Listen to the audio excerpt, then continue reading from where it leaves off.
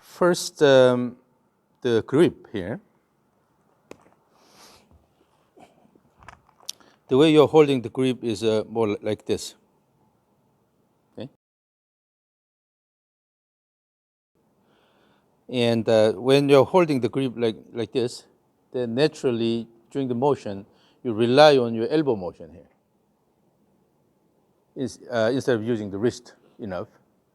So this grip basically gives you this elbow dominant motion here. Then on the way down, you're just dragging this down here, and it goes quite flat on this side. But so with this, the arms and then club have almost a straight line here. In that case, you can introduce this motion quite easily. So then the direction changes. What I'd like you to do is hold this with this angle here. So when you hold this naturally, this trigger finger should be longer here, and then have this angle here. So when you hold it this way, what you can do is you can lift this like this easily. And also with this, you are emphasizing more the motion at the wrist rather than at the elbow. So you have wrist motion plus this is called the pronation, supination in the forearm here. So you are using this motion and then this motion here. But the wrist motion is not much, but to me the main thing is the pronation, supination. Okay? So when you're holding it this way, then your club can go steeper this way instead of holding like this, going this way. So the grip itself already promotes a more elbow dominant swing. So you need to change it to more wrist and the forearm dominant swing, like this. Okay. With this, you have a good range of motion here. But if you use this, then this happens. And you're dragging this here. So I've had elbow problems. Is that probably why then? Yeah. Okay. So you need to use the pronation, supination more. And then rather than this motion, mostly it's a turning like this and turning like this. Yeah, so that you don't have to have excessive wrist motion. Now, so the grip is one area you need to pay attention to. And then as you start the backswing, you see that your club is moving way below the hand. That means you have really flat backswing, yeah, way inside. Yeah. Then once this goes up to this position, you cannot continue this because of the anatomical limitations. Then you start lifting this up here. With this, naturally, you lift your right elbow. When the right elbow is lifted, then automatically the club assumes a crossover alignment. So as you can see, the head is pointing this way. So this is swing plane here. If you connect the ball and the midsection of your trunk, this is the swing plane. Yep. Then club is almost making a 90-degree angle to the swing plane. Yep. So the hands are located a lot closer to the swing plane, but your club head is way away from the swing plane. Then when that happens, on the way down, you have to bring the club head to the impact point here. That your hands naturally tends to travel severely inward. So you will have a flat follow through here. Okay? So, and then if you look at the club head trajectory in the backswing, it's following this path here. But once you start the downswing, it's assuming really steep downswing plane here. Because the club head is, if this is the swing plane here, the club head is located way away from the swing plane. And from this position, if you want to bring it here, you chose to take this steep path here, bring this down, then turn this way. Instead, you have to bring this closer to the swing plane and then move along the swing plane. But it's hard because you start here and then lift it here. Then it's hard to turn this way. So you go up here and then coming down steep. And then, so you're pulling the clip head, the handle down with the clip head goes up here. That's why it takes a steep swing plane. And your backswing is not that large, so you're starting already from the higher clip head position on the way down. And when you pull this, your hands come quite close to your body. Naturally, you're turning this way, so the hands are going flat in the follow through.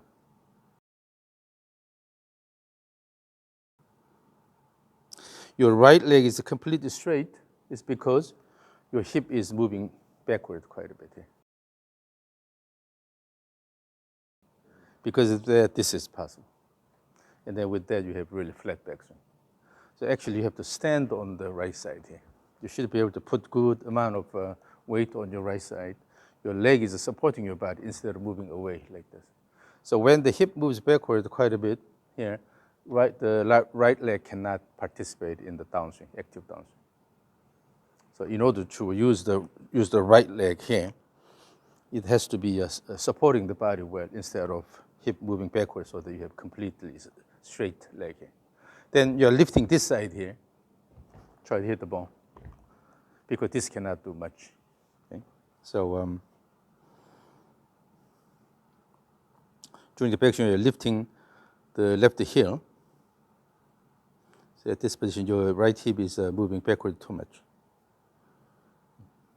That's why it allows this flat backswing, because this is moving backward quite a bit. So you have a lot of space here, so you can turn this way here.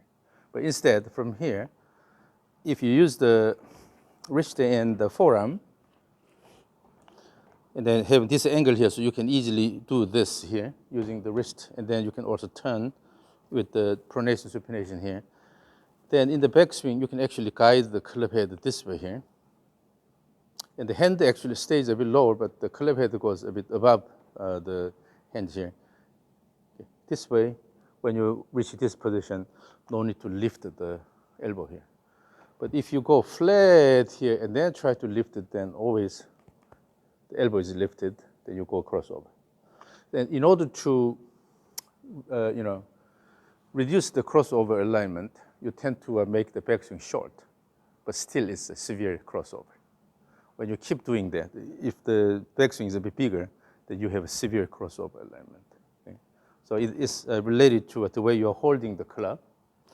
Again, as if you are shaking hands with your club here. So when your wrist is in the neutral position here, so it's straight here, and then this naturally keeps an angle here. So then you can easily move the club like this by using pronation supination. No need to go a lot of this motion here. No need to go a lot of this motion here. Okay, just pretty much maintain the neutral position here. But the most motion is coming from the pronation supination of the forearm here. But this way you can generate a large range of motion here. But if you're holding here, if you don't use the forearm and wrist that much, then naturally the elbow has to be the one. So you go here, and then when you lift the elbow, you're here, and then the small backswing here. From here on the way down, pull this, going here. So it's a more elbow-driven swing. Changing this, the backswing plane is tough, because this swing pattern is ingrained in your system. Yeah. So you have to reprogram. So we'll see how well you adapted your pattern. Now this is the rear view.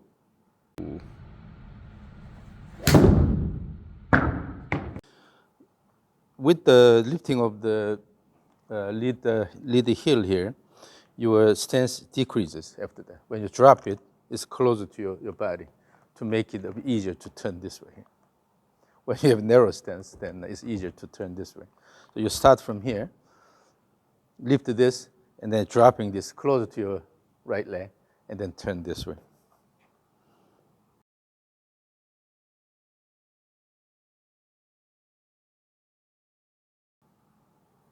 By the time you drop the heel, it's closer. And then you're dropping this way here, so already your body is turning this way. The hands are coming close to your body, then you go really flat here. And then, so at impact, if you look at your left leg,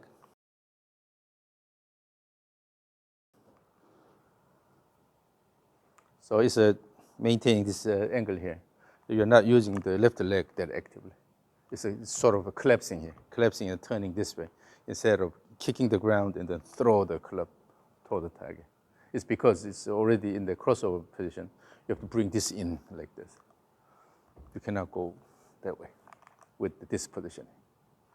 So the alignment at the top, that's the main problem. But then the way you start the backswing is actually causing that. So we need to change the early part of backswing. And then you have to drop the club head closer to you, the swing plane. Okay? So that will give you a very different feel. So this is something you have to quickly get used to. So the backswing is about this much here. You see your elbow, right elbow is way behind your body. And here you are lifting, so naturally the club goes to the crossover alignment.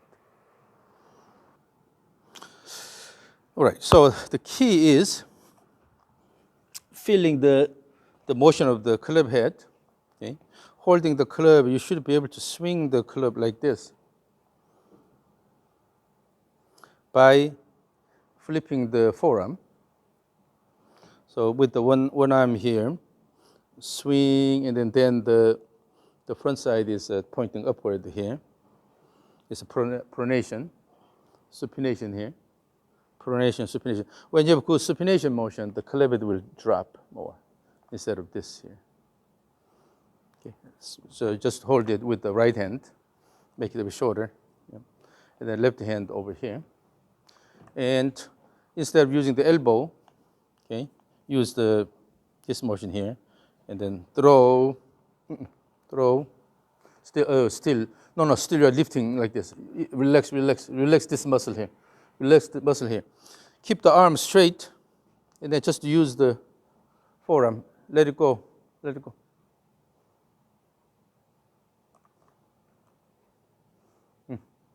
And then no need to loosen your grip. Your grip should be still holding this tightly and then swing this. On this side, you tend to loosen your grip here.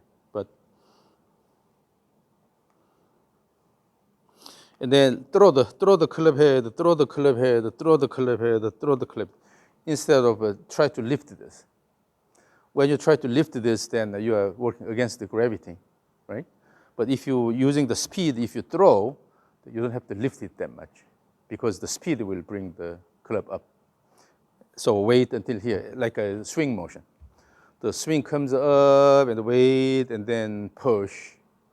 So you wait until this comes here and then throw and then go up, throw, using the speed, try to throw instead of try to lift it. Okay? No, you're lifting like this.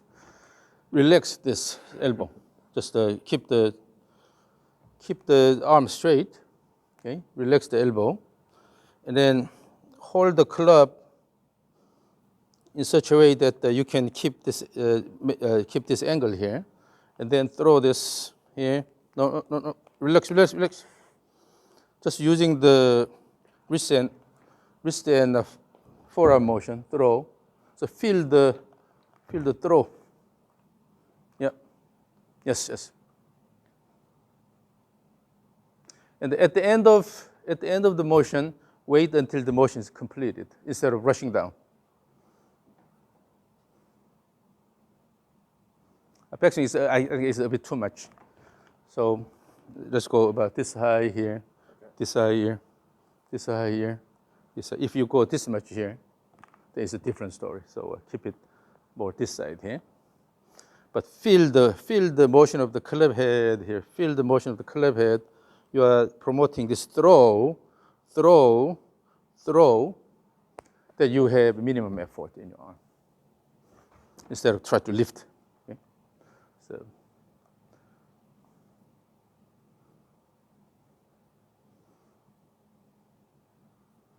Yeah, on this side, you tend to rush.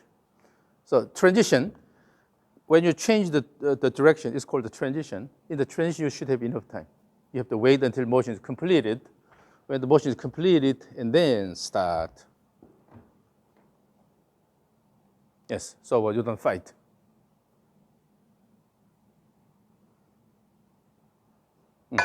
Up, up. So, and when you do this, throw, it's okay to bring the hands a bit higher here. Because when you have this flipping here, then the hands can come up high up here. Throw, the hands come up here. Throw here, throw here, throw. You can really feel the throw. If you keep the hands low, then you try to use the wrist. Feel the, when you start, you're always going this position here. No, you just throw this.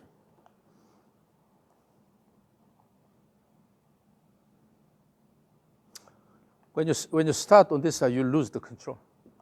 Okay? So you go up here, and then you lose the control. Wait until this is completed here. Good, slow down, finish, and then start the motion following the same path.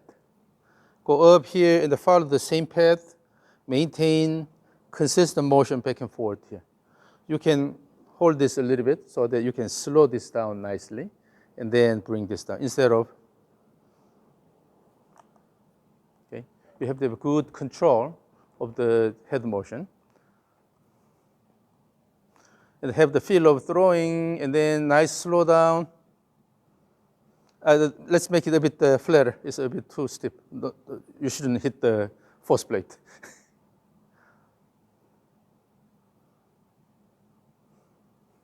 Now, to that, you can add a little bit of a shoulder turn here, shoulder turn here, shoulder turn, okay, instead of just doing this here. Shoulder turn and then let it go, shoulder turn and then let it go, shoulder turn and let it go.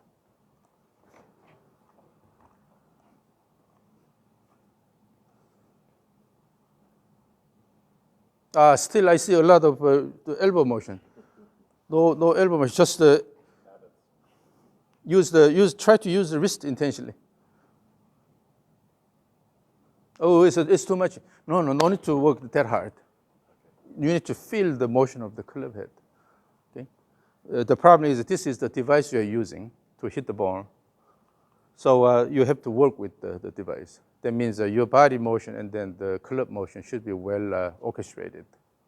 So it's not about your muscle, muscular effort, but rather promoting good motion of the club head here. Throw, and then slow down, throw and slow down, throw it and slow down, throw and slow down. In doing this, you're using this motion and have a consistent control. No, not this one. No, not that one. Throw here, this way. Again.